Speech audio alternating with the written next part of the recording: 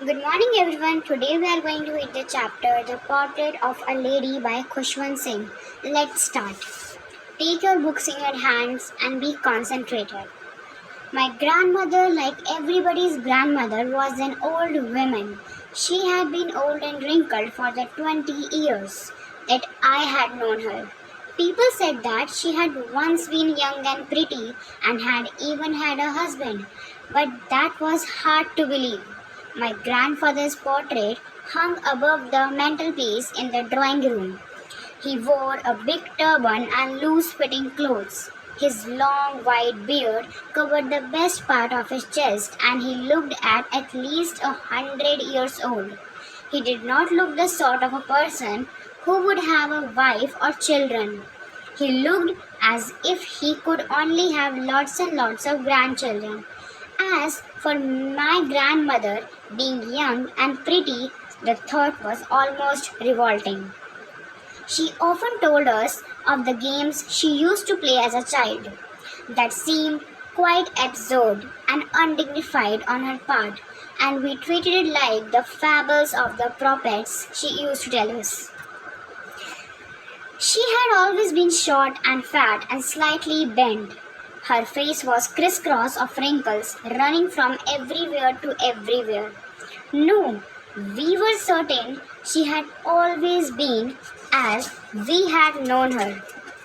Old, so terribly old that she could not have grown older, and had stayed at the same age for 20 years. She could never have been pretty, but she was always beautiful. She hobbled about the house in spotless white with one hand resting on her waist to balance her stoop and other telling the beads of her rosary. Her silver locks were scattered untidily over her pale, puckered face, and her lips constantly moved in inaudible prayer. Yes, she was beautiful. She was like the winter landscape in the mountains, an expanse of pure white breathing peace and contentment. My grandmother and I were good friends. My parents left me with her when they went to live in the city, and we were constantly together. She used to wake me up in the morning and get me ready for school. She said her morning prayer in a monotonous sing song while she bathed and dressed me in the hope that I would listen and get to know it by heart. I listened because I loved her voice, but never bothered to learn it. Then she would fetch my wooden slate, which she had already washed and plastered with yellow chalk, a tiny earthen inkpot, and a red pen, tie them all in a bundle, and hand it to me. After a breakfast of a thick steel chapati with a little butter and sugar spread on it, we went to school. She carried several steel chapatis with her for the village dogs. My grandmother always went to the school with me because the school was attached to the temple.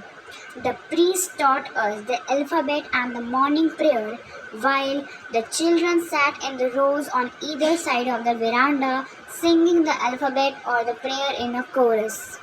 My grandmother sat inside reading the scriptures. When we had both finished, we would walk back together. This time, the village dogs would meet us at the temple door. They followed us to our home, growling and fighting with each other for the chapatis we threw to them. When my parents were comfortably settled in the city, they sent for us. That was a turning point in our friendship. Although we shared the same room, my grandmother no longer came to school with me. I used to go to an English school in a motor bus. There was no dogs in the streets, and she took to feeding sparrows in the courtyard of our city house. As the years rolled by, we saw less of each other. For some time, she continued to wake me up and get me ready for school. When I came back, she would ask me what the teacher had taught me. I would tell her English words and little things of Western science and learning, the law of gravity, Archimedes' principle, the world being round, etc. This made her unhappy. She could not help me with my lessons. She did not believe in the things They taught at the English school and was distressed that there was no teaching about God and the scriptures. One day I announced that we were being given music lessons. She was very disturbed. To her, music had lewd associations. It was the monopoly of harlots and beggars and not meant for gentle folk. She said nothing, but her silence meant disapproval. She rarely talked to me after that. When I went up to university, I was given a room of my own. The common link of friendship was snapped. My grandmother accepted her seclusion with resignation. She rarely left her spinning wheel to talk to anyone. From sunrise to sunset, she sat by her wheel spinning and reciting prayers. Only in the afternoon she relaxed for a while to feed the sparrows, while she sat in the veranda breaking the breads into little bits.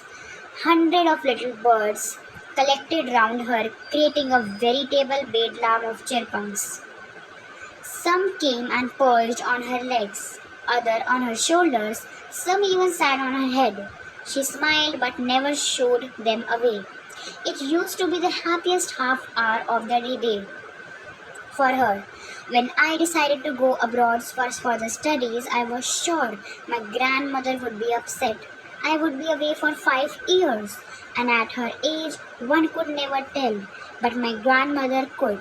She was not even sentimental. She came to leave me at the railway station but did not talk or show any emotion. Her lips moved in prayer, her mind was lost in prayer, her fingers were busy tying the beads of her rosary. Silently, she kissed my forehead, and when I left, I cherished the moist imprint as perhaps the last sign of physical contact between us. But that was not so.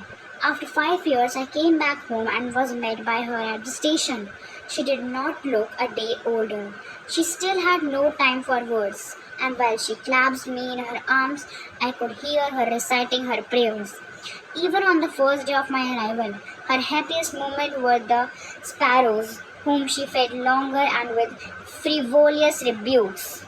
In the evening, a change came over her. She did not pray. She collected the women of neighborhood and got an old drum and started to singing.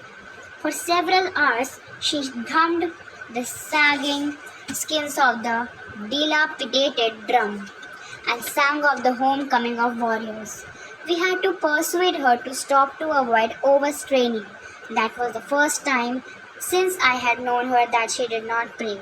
The next morning she was taken ill. It was a mild fever, and the doctor told us that it would go. But my grandmother thought differently. She told us that her end was near. She said that since only a few hours before the close of the last chapter of her life, she had omitted to pray. She was not going to waste any more time talking to us. We protested, but she ignored our protest. She lay peacefully in bed, praying and telling her beads. Even before we could suspect, her lips stopped moving, and the rosary fell from her lifeless fingers. A peaceful pallor spread on her face, and we knew that she was dead. We lifted her off the bed, and is customary, laid her on the ground, and covered her with a red shroud. After a few years of mourning, we left her alone to make arrangements for her funeral. In the evening, we went to her room with a crude stretcher to take her to be cremated. The sun was setting and had lit her room and veranda with a blaze of golden light. We stopped half away in the courtyard, all over the veranda and in her room right up to where she lay lead and stiff, wrapped in the red shroud. Thousands of sparrows sat scattered on the floor. There were no chirpings. We felt sorry for the birds, and my mother fetched some bread for them. She broke it into little crumbs the way my grandmother used to, and threw it to them. The sparrows took no notice of the bread. When we carried my grandmother's corpse off, they flew away quietly. Next morning, the sweeper swept the breadcrumbs into the dustbin. So here the chapters end, and I hope that you all have been helped by this chapter. And if you want that I will discuss the question answers of the chapter and extra points of the chapter which will come in your exam. So you have to comment down and like my video and subscribe to my channel. Bye. Now we will meet in the next video.